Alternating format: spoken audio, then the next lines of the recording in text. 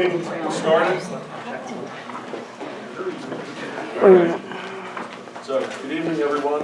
Pennridge welcomes public comment. According to policy 903, we remind everyone of the following. Public comment shall be limited to 3 minutes unless otherwise specified by the board. Participants must be recognized by the presiding officer and note their name and municipality. All statements shall be directed to the presiding officer rather than individual board members, district employees, or members of the public. A speaker may speak once during each comment period. Please note, these sessions are designated for comments.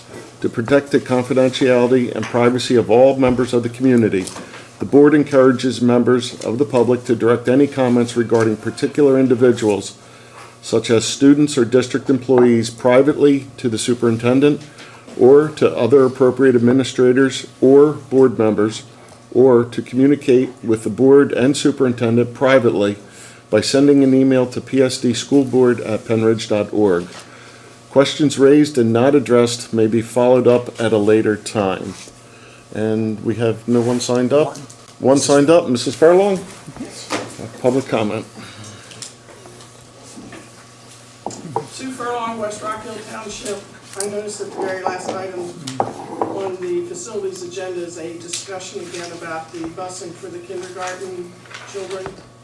Again, I am not mandated by the state of Pennsylvania to bear costs for the kindergarten grade, and I don't mind the services being offered. I mind paying for them since I am not mandated to pay for them.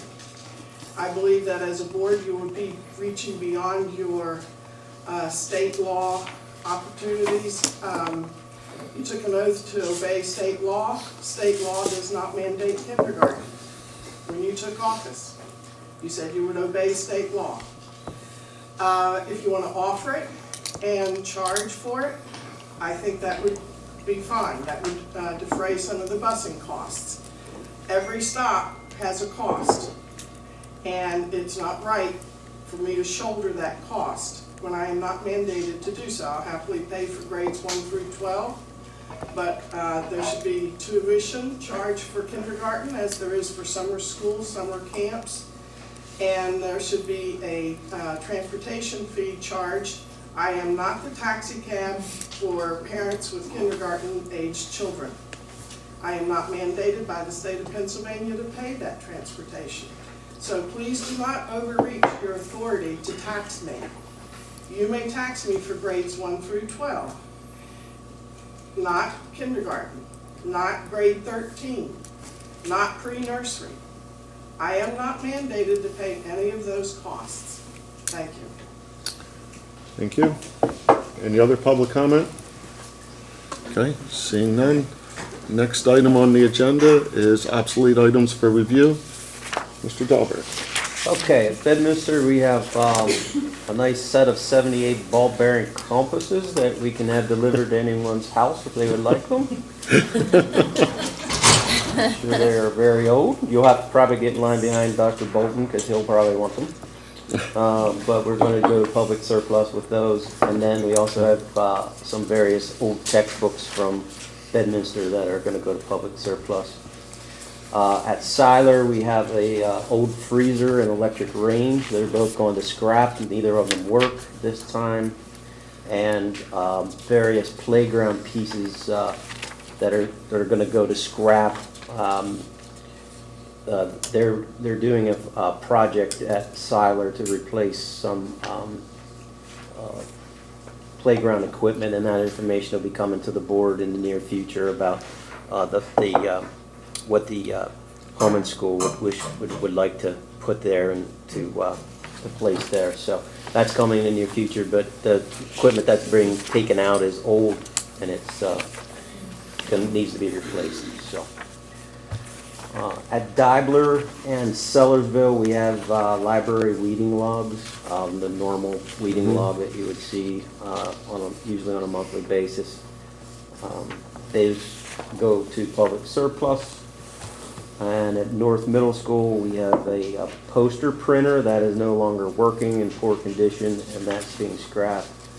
And at the maintenance department, we have a number of old pieces of equipment that no longer work and are being scrapped. Public That's- surplus? Public surplus?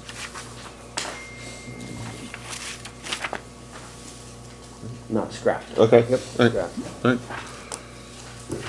Perfect. Okay. Board members, any questions, concerns? Are we okay moving these all to the board agenda? Yes. Okay. All right. Moving forward. Next item on the agenda is the capital projects bid results, and Mr. Spatafora, you're on. How are you? Good, and you? Mother Nature has kept us apart the past 2 years. We're supposed to be here. That's right. So, go daylight savings. Okay, so I believe everyone, board members got the packets in their agenda for the 2019 summer projects. I'll go over the list. We go one at a time. Just for the board's information, we had great contractor interest. We got very competitive pricing. Anyone that was here saw that we had standing room only in this room, so we were very popular this year.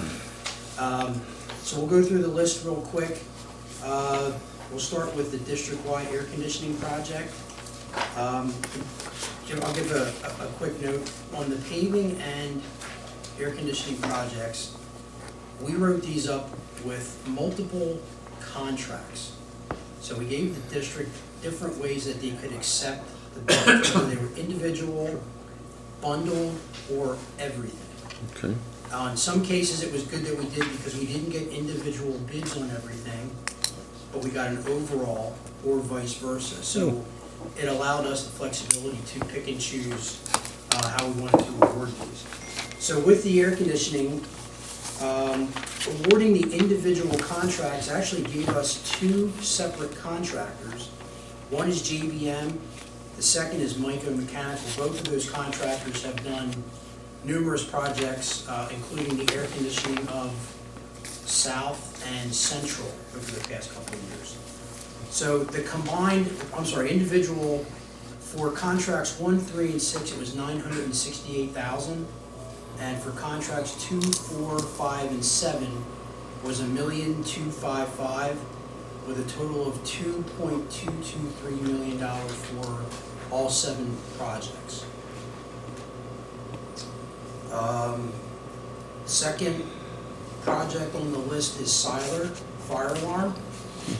And the apparent low bidder right now, based on our conversations, is Westcott Electric, with a base bid of $163,000, and the alternate for Simplex was an additional $18,000, which gave it a total of $181,000. So I have to ask. I knew this was coming. I have to ask. Looking at the bids that came in on the bid tabulation, it looks like there is, Fidelity Alarm Company, that's significant. $112,000 and change. Yeah, Yes. so, okay, so help me out. Well, what I can tell you is, yes, they are low bid. I got parts lists and I got some other additional information. The system that they submitted meets the specifications.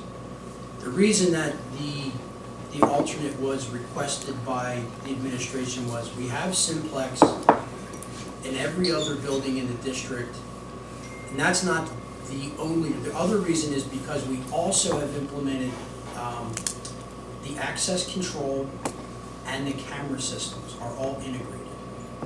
So the compatibility between all 3 systems works better if it's consistent across that platform. It's not that this can't work, but there may be some software upgrades that we'll have to do to get I believe it's a Honeywell, is what they submitted as their base bid. So as with past projects, we can't do a proprietary bid just for Simplex, so we put it in as an alternate. So Right. that's where this went. The low bid contractor did not give us an alternate price for Simplex. So Okay. if that alternate is selected, he is no longer the low bidder.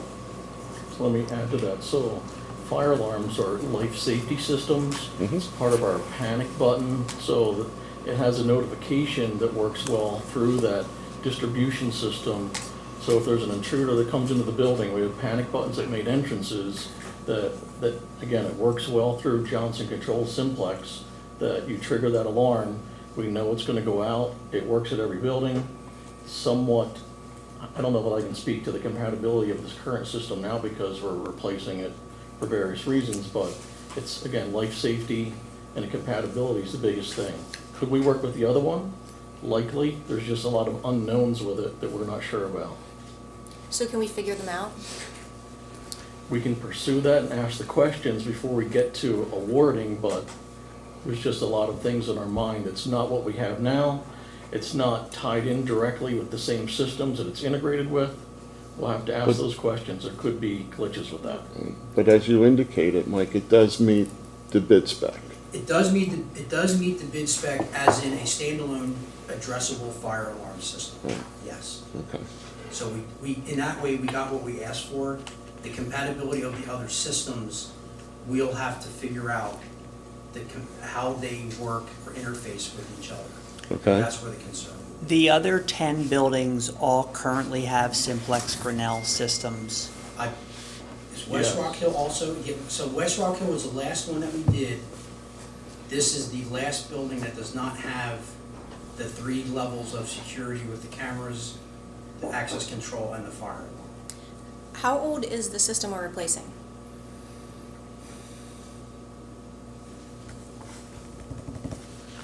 One that was renovated back in the early 90s. Okay. Is there a reason why all of ours have gone with Simplex to begin with? Because if it's so much more expensive, it would have all been compatible if we hadn't gone with Simplex to begin with, right? I don't think this is a fair one to compare to. We typically get more consistent bids for Simplex.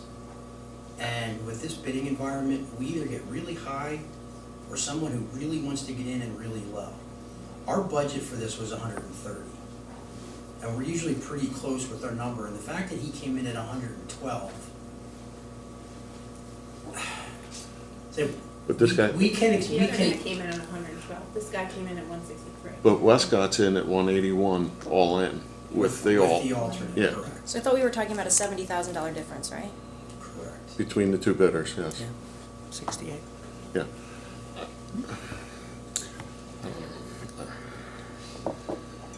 The other thing, I'll say this about that, I researched each of these bidders, okay? And there's only 2 of these bidders that are alarm companies, right? The other 2 are electrical contractors that, by the way, they also do other things. Right. Their primary business is either commercial or industrial electrical contracting. The other one that, aside from Fidelity, who is a certified alarm company, Suppression Systems also, that's their primary business. Correct. They are more low voltage Yeah. than Pat, correct. Yeah. So that's, like I said, that's my concern, is that this is not their primary business. They don't do this all day, every day as their primary business. So that's just another concern I have with going with an electrical contractor to do alarm work. Let me throw this in here. So it's my experience, these systems are typically installed by an electrician and then commissioned by the vendor that you purchase the equipment from. So if it was a Simplex system, any electrical company could install it. Simplex would come in, program it, commission it, make sure it works the way it's supposed to work. People like Simplex rarely, I don't believe ever, do an installation for this kind of system. It's an electrical contractor installing it, and they come in and again, commission, make sure it works right, do all the programming part. Is that included in the cost? Yes. So, yeah, and it's just kind of interesting to me that the 2 alarm companies, neither one bid on all one, it looks like. That's what the NA means with suppression systems. Have we done work with Westcott? I'm sorry, you said that. Pennridge has not, to my knowledge. Okay. We have, Right. Dewey has. And Fidelity, same way. We have not done work with Fidelity, either I of do these not companies. have. The other word of caution with them is on their contractor qualification statement, they have experience doing public projects. but none of them are public schools. It doesn't necessarily disqualify them, however, that was one of the criteria on our qualifications form. So someone could contest, hey, I meet the criteria, I've done schools before, this guy is not. I think we already got one formal protest because they wrote, Simplex did not give me a number, is what he wrote on his bid form. So there was already an electrician trying to get that disqualified. That's no different than writing no bid. So that's nor here or there. So this comes down more to, do we want to take the alternate to get Simplex for the other systems, or stick with the alarm only that we'll have to make sure that interfaces with the rest of the system? Or the third option is to flush it out a little more. We can, yes, for that one, we can, number one, when the decision was made to go to Westcott with the alternate, I did not go any further with references and everything. I thought that's where this was gonna go. I would welcome that, so I can do some more checking and make sure that there are no issues with the system. And any other things that we can flush out that we need to know prior to the board making the approval on that contract. I mean, for me personally, I'd rather see us flesh it out a little bit more, because there's a big difference in the number, Fair enough. you know? And Honeywell is a good company. I mean, I know a lot of people who speak very well of Honeywell, so I don't think, it's a generic brand. So you're paying for the name, They have to meet the criteria in the spec. So it's Right. not that we're getting an inferior system, we're getting a different system. Right, just a different So, manufacturer. Again, the first and foremost, if a device went down, Kelly's got a whole shelf full of Simplex Grinnell pull stations or strobes, or We already they can have swap stock. it out and we continue with, daily operations. With that Yeah. one, it's a service call. They have to come in and make the change. So having stuff in stock is somewhat of an advantage. Not the be-all, end-all of it, though. Well- And I can't speak to Honeywell, but other systems like Siemens, those are systems that we can't change out ahead. They're a total different, with Simplex, you can just take the smoke detector off, it's the base that's programmed. With Siemens, it's actually a head that's programmed. You have to call in a contractor at $400 minimum service call just to do one simple device. I can't speak to Honeywell's like that, but I know that's one of the reasons for my former district that we almost exclusively went with Johnson, because of compatibility and functionality. Does going with Simplex, and you have to forgive me if I'm wrong here, but I seem to remember something about them from the tech school, that's a proprietary system, if you will. And It's no different than the Johnson controls we have in every building in the district. okay. We can't write the spec exclusively with Simplex. That would have to go through state contract if they do that, to pick who Right. you want. So we had an open spec with the alternate that if you did want to Okay. remain consistent and pick them, then that was an option that you had. Okay. If we wait a month, are there implications in terms of when the work can be done, and is at any time Siler in danger from a security standpoint? Assuming what we currently have is working, and that, I don't know, could this still be done in the summer, or does this become a after-hours fall project that might cost more if we wait a month? What are the implications if we? I don't think we're putting the project in jeopardy by Okay. pushing it to the next month. Okay, so we could take some time to gather some information, send some information out in advance, see what additional questions you have that we could address at this meeting, and make a decision at the next one then. Yep. Okay? And I then- like Great. that. I like that plan. Okay. Okay. All right, next one Moving on. is the electrical Thank you. switchgear at Daiwa. That was MJF Electrical at $100,000. We only had an alternate for manufacturer for mechanical and. Same reasons for the Same alternate. kind of thing, you wanna go to, who was that? Square D. Square D. Square D. as the equipment. But we don't have Square D as a consistent electrical equipment, so there was no real benefit to taking that alternate. Okay. So the base bid will stick with the 100,000. Okay, and there was no change anyway for the, Correct. okay. So, district-wide paving. You guys did get the the update that we missed multiple meetings trying to get to.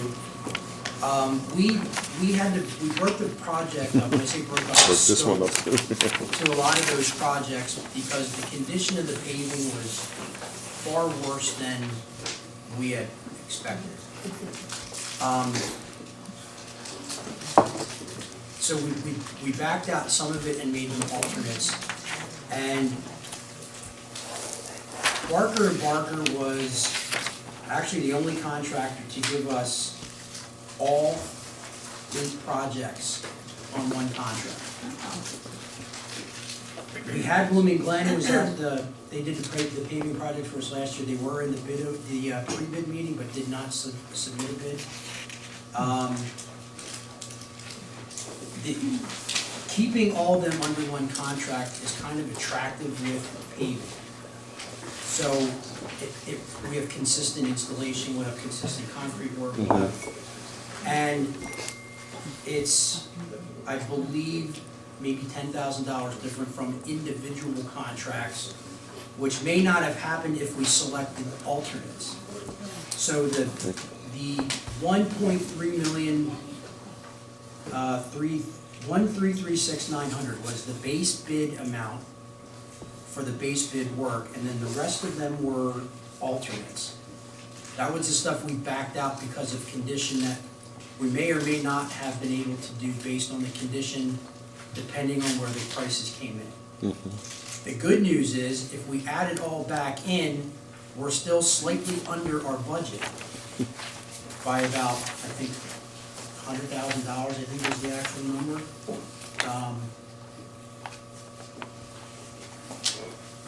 About 80, yep. Yeah, so we're, 170, I think 160 and change is what it was.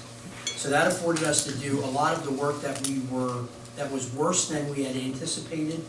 I'll give you an example. When we went out to do the survey for Bedminster, the only real project at Bedminster was supposed to be the front sidewalk that was failing.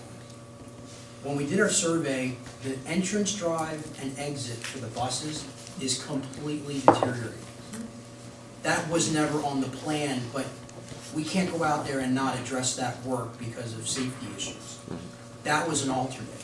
So based on where the numbers came in, we can add that back in along with the other ones and still be under our original budget, which is all good news. So if there are no concerns with being under budget on that project, then we can accept almost all of our alternates and still be under that budget.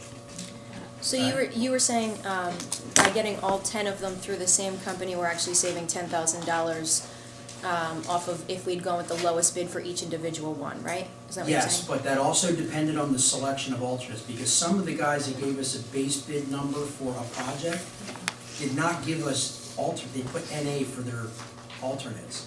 So if we select the alternates, that drops them. You know, see what I mean? So we were fortunate that with Barker, not only did they give us that contract 11, which was everything, they also gave us prices for all the alternates.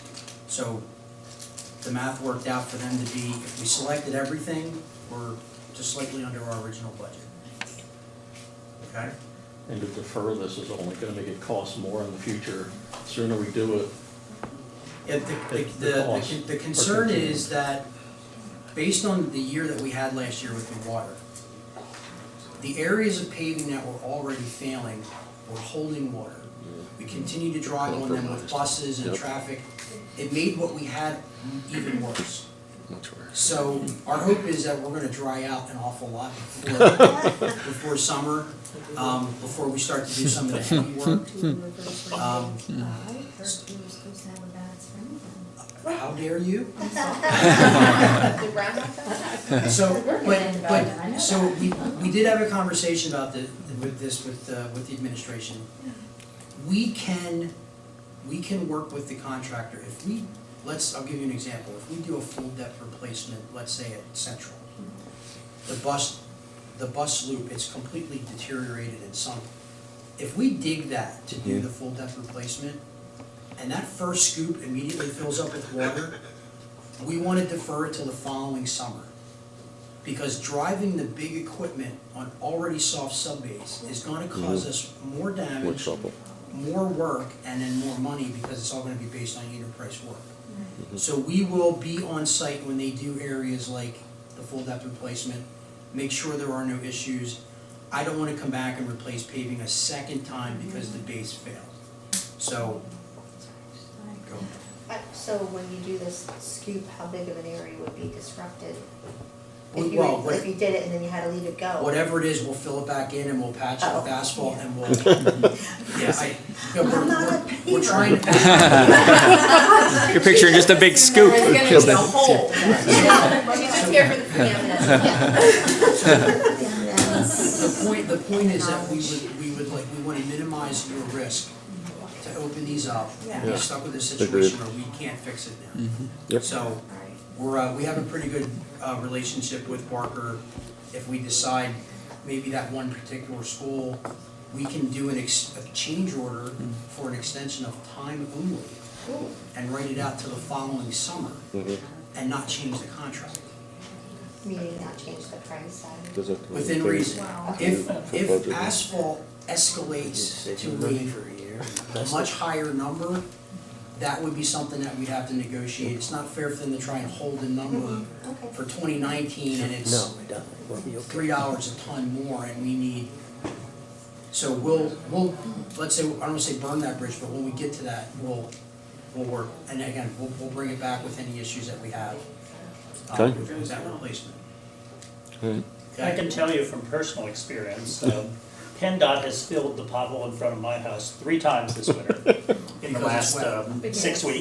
Yeah, exactly. Each time, they half filled it, and they filled it with some water. The water was in there already, they didn't get the water out, they simply dumped the cold patch on top of it. They didn't, in my opinion, use enough, it was not mounded enough so that it left a concave surface to begin with. Every time we have Gather ice and more snow water. or rain, it fills up and it cracks. And this week, we've had an accident with an injury. Somebody swerved and someone else ended up in the ditch, took out the telephone pole, so we had a period of no lights and no power, that kind of stuff.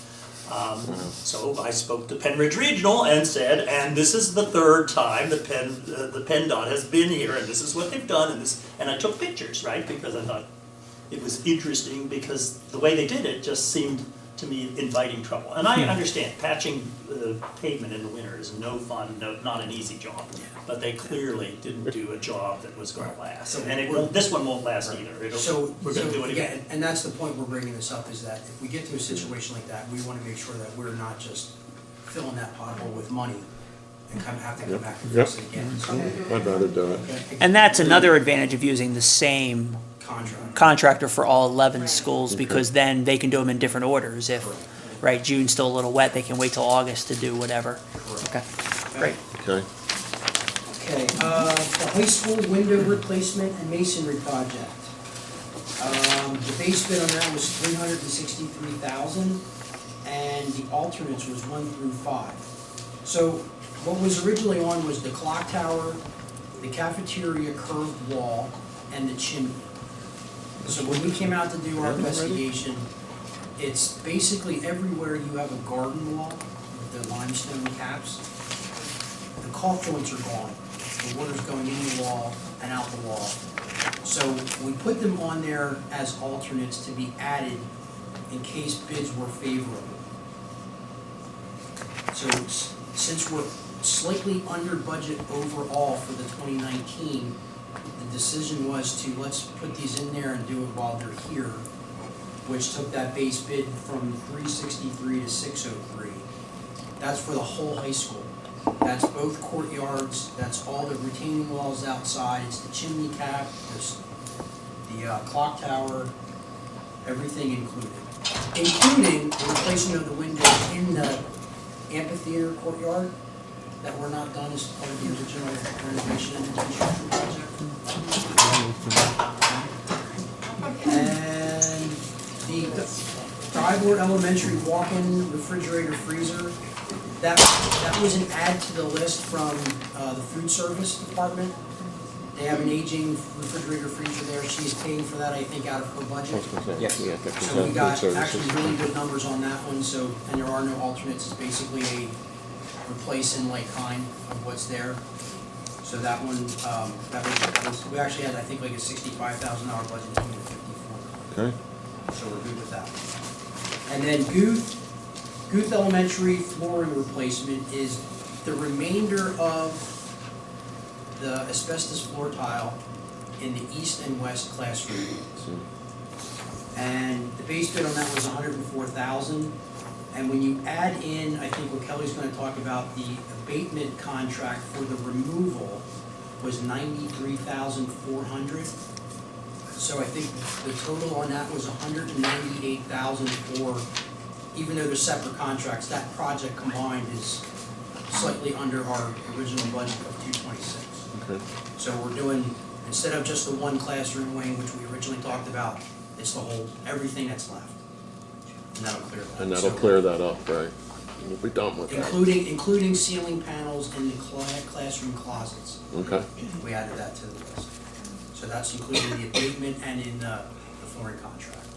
Okay. So overall, we were slightly under. Adding, obviously, the alternates took it up a little bit higher, but again, the decision was, hey, we're here. The numbers were really good for the base bid. Let's make the repairs while we're here and not have to come back and have it cost more money next time. So we are, based on those, I guess, Siler, I will gather information and get that back to you. Okay. But for the remainder of the projects, we are requesting approval for those so we can get paperwork and equipment started, specifically the air conditioning project. Can I back you up to, I hate to do this, to the windows, and it's just a question. How old are those windows? 1973. Okay. Okay. What? That's all. When they built the addition, Yeah. what used to be one of the front of the building is You now would a know that's- landlocked courtyard. And that was an alternate on that project that was not selected. We've had leaks over the years on those windows, so those were part of this masonry repair project, the masonry repairs and the window replacement in the courtyard. Gotcha. Okay. I figured they were old, I just didn't know how old. Well, and part of the reason was that project, there were only two general contractors. One was roughly $50 million, the other was roughly $55 million. It was well known that the one who was at $50 million was not particularly reputable, although we could not disqualify him because the state had not done so. Okay. And what he did, and what his reputation was he nickel and dimed you with change orders. We had, I don't know, hundreds of change orders through that project. Jeez. And it arrived late and over budget, and so, you know, we probably would have been better off if we could have legally taken the $55 million bidder who was well known as a contract. But it was a complicated project and phased, and that's why some of the alternates did not get chosen. Okay. All right. Any other questions? Well, next, there's one more piece to close the loop. Well, I think I have one question and a couple thank yous. First of all, Mr. Spatafora, Mr. Harper, thank you for your Yes, work on absolutely. these projects and the bids.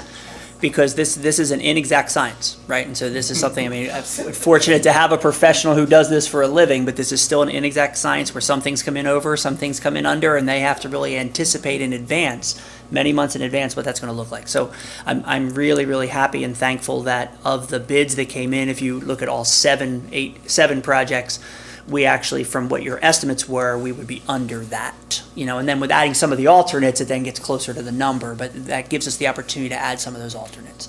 Which brings me to my question, Mr. Daubert, I ask this question every time it's a financial piece. We obviously have in our capital plan finances to fund these projects that have been planned for years to continue our plan through that. Does the current capital fund allow us to do these without having to dip into general funds or hurt future plans for next summer's capital project in terms of what has been planned for? Do we have those funds that are there? Yes, funds are there, available, and they will cover the additional items beyond the base bid. Okay, So including the cover alternates, we're okay. alternates, Yep. All right, So, and it's, the 6-year plan is intact as far as from a funding level. all right, so. And Mr. Spatafora, my other question, maybe Mr. Harper, I'm not sure.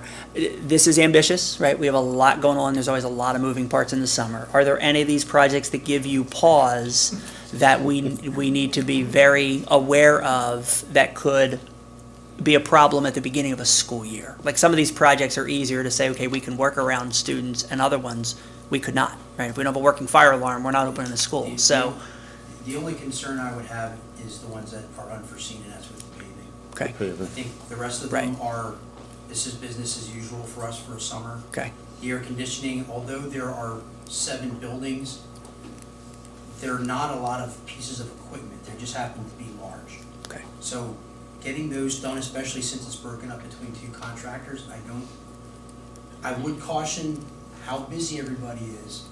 If we get our paperwork started, we can avoid delays with equipment. That's, I know emergency generators are now up to 24 weeks for delivery. I haven't heard that about mechanical equipment, but I would caution you, there is an awful lot of work going on right now. There are 24 new school buildings between January and June that will be or going out to bid. So we stuck to our schedule. We got out early, we got competitive numbers, we had good attendance. We're locked in. It's everybody else's problem to go do that on their projects. So we're good. So we'll come back and talk about paving if it's an issue, but that will be the only one I would have reservations about. Great. My only addition besides weather delays with paving is Duke Elementary School. We're doing paving around the entire building, replacing the loading dock, doing air conditioning, asbestos abatement, and floor tile in those spaces. So that is an aggressive building. We're essentially closing it down and relocating the principal and secretary. There may be may not finish all the floors in some of those areas the way we'd like them to, but I believe we'll get the projects done. Okay. I just want to make sure that we clearly communicate with teachers in terms of access as we get to a couple weeks before school. And if we need to say, you know what, you're not coming in June and July, and people need to understand that, but we need to make sure that we at least provide access for the rooms to be ready, and we don't tell them at the 11th hour. So what we'll do is Kelly and I will meet with the principals from Deibler and Guth and let them know what's projects going on in their building. Deibler's an issue because their switch gear is being replaced, which means the power's going on. Right. I've already met with both of them and started planning. I'm gonna meet with everyone that's affected by this, just so that they can understand the scope of the project and any kind of disruption it's gonna have to the school. Like I have half of the meetings set up right now, just waiting to confirm dates back and forth. Great. Thank you, both. All right. Thank you. You want to give me the budgetary numbers that you used for all these? Some of them you gave as you went along, but can you give the whole list? Either tonight. The original budget, what you budgeted, for instance, for the air conditioning? The original was $1 million. That was the placeholder for the board. We did preliminary surveys and came back with what we thought was a preliminary design, which brought that number, I presented that here actually, with 1.9. That was based on 11 units would be retrofit with coils and 6 would be new. When we actually got the design done, if you remember I was talking about the condition of the boxes Right. and the space constraints, that number actually flipped. We have 6 retro and 11 new. That's where it went from 1.9 to the 2.2, which our per unit number was spot on. It just, the numbers flipped, and that's how we ended up where we are with that. That's the one that, if you want to say over budget, you can say that, but all through that process, we kept it updated, and we're where we need to be to make that happen, so. One last thing to close the loop, Mike touched on this, so the asbestos abatement part is outside of Dewey's scope. That's something our environmental control systems vendor does the specifications, the bidding for. We had multiple options, but the asbestos abatement for those 2 wings, we had multiple bidders. I think we had 8, so we had good turnout for that. And there was 3 options. As it was phased, it was the entire building, break it up over summers, or only one or the other.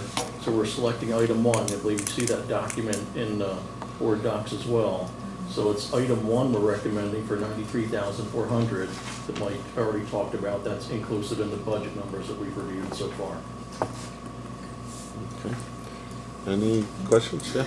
I just went, so earlier you were saying, when you were talking about the asbestos tile removal, you said it's even going to go into the closets. So it made me wonder, was that done in all the other buildings whenever you did this tile removal? Is it completely gone?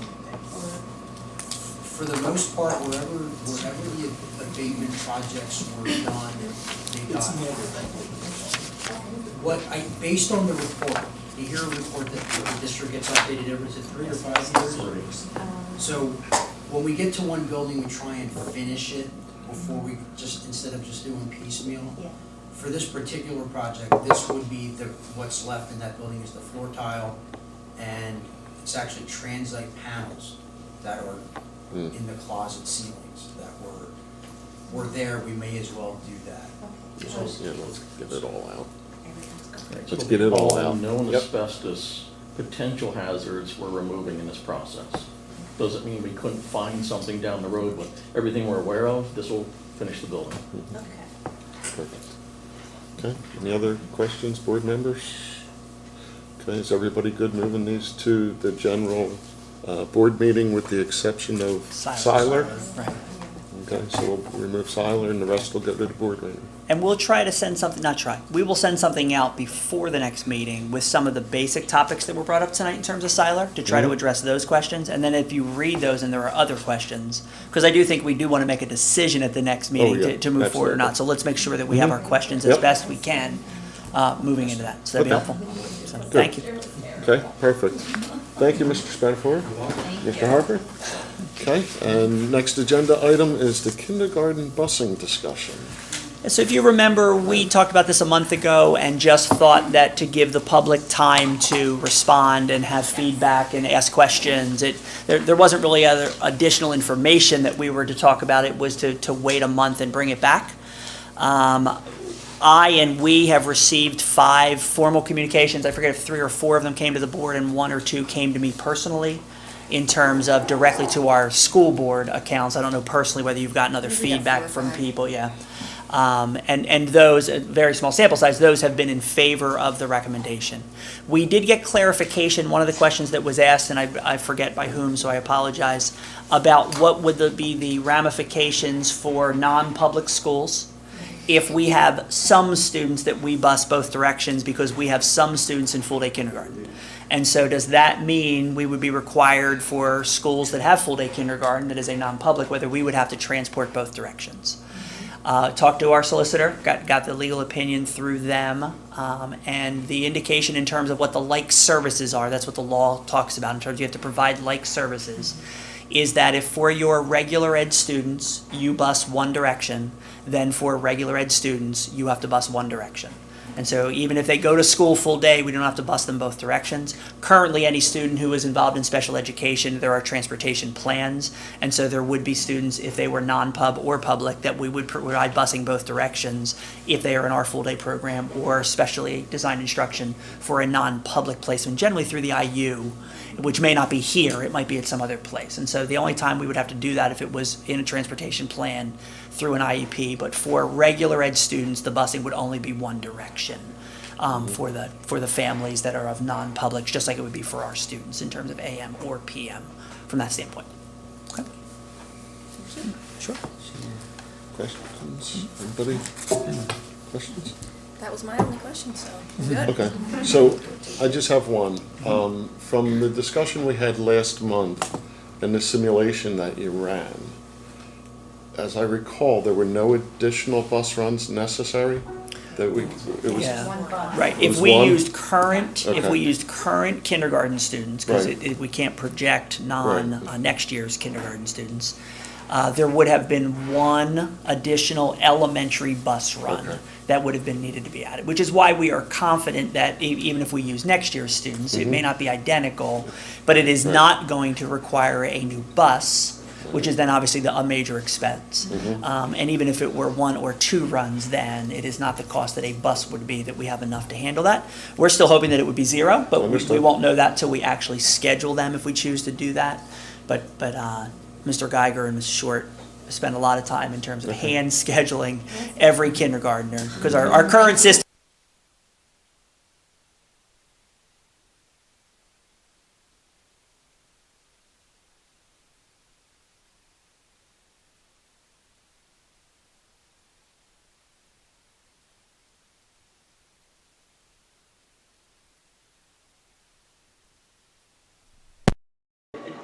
I think this is really gray in terms of whether this is a matter that the school district ought to approve or not, because it really is, a transportation item. I would suggest that we put this item on the March school board meeting, and that we do vote to begin kindergarten busing one direction, beginning with the 1920 school year, so that we literally can inform families, it can become public, it can be a decision that is made.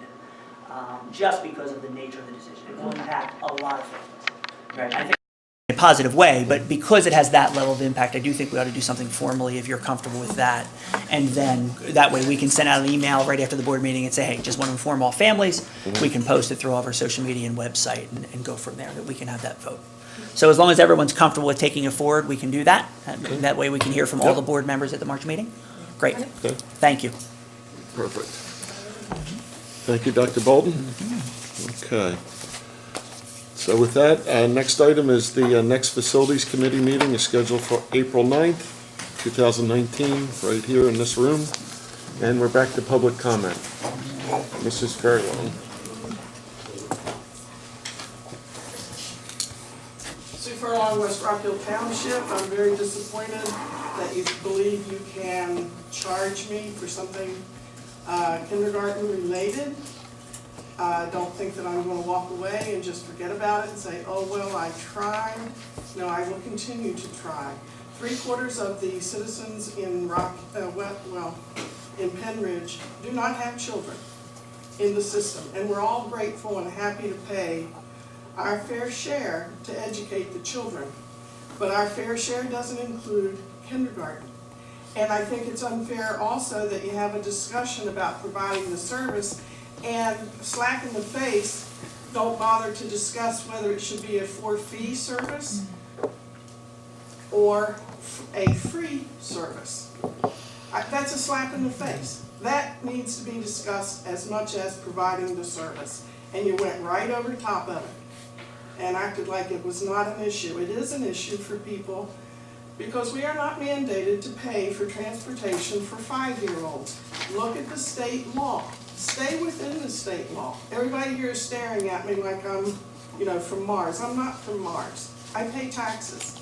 I don't mind paying taxes when I am obligated to pay. I am not obligated to pay for 5-year-olds going to kindergarten. Look it up and at least give me the courtesy of discussing how you're going to pay for it. It's not a freebie. That bus, every time it stops, incurs a cost. The extra bus, that's an extra driver, it's extra bus, it's extra maintenance, it's extra insurance. It's not free. And I am not obligated to pay it. Thank you. Thank you, Mrs. Furlong. Any other public comment? Yes, sir. Jeff Loeffler, Percy. I really wasn't planning on talking tonight, but I have 2 things. One, does the board know there is a PA system in here? It's a little hard to hear in the back. And if you don't know, there is. If you do know and you don't want to use it, then that's fine. No answers? Okay. Number 2, so listening to Mr. Spatafore tonight sounded like the plan is continuing. I'm glad to hear that. Also, it sounds like you did a tremendous job along with Mr. Harper. I understand that you're going to be going out with an RFP for engineering services, and I did, Dr. Bolton, see you on, I guess, the YouTube about saying that, every 6 or 7 years you really should go out to bid on certain items, and I tend to agree because I've saved a lot of money when going out to bids on certain items. But then there's certain items not to go out to bid on because you're either not going to save anything or you're going to cause some issues.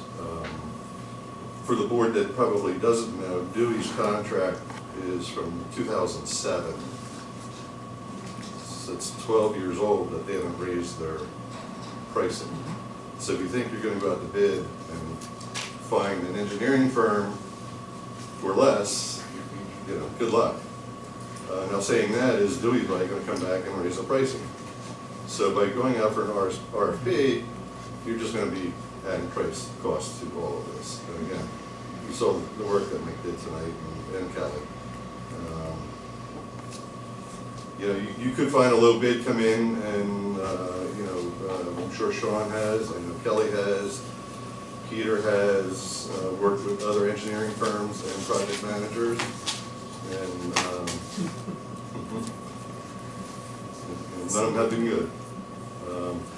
Going way back to the Votech with Gail, we've had, well, I had some bad ones prior to Gail. I think Gail, when you were there, was Dewey also. Yeah, we've nothing but good projects. So just wanted you to know, make sure you knew that their contract goes back to 207, so I'm sure their prices are going to be going up if you do go out with an RFP, or maybe you already are, I don't know.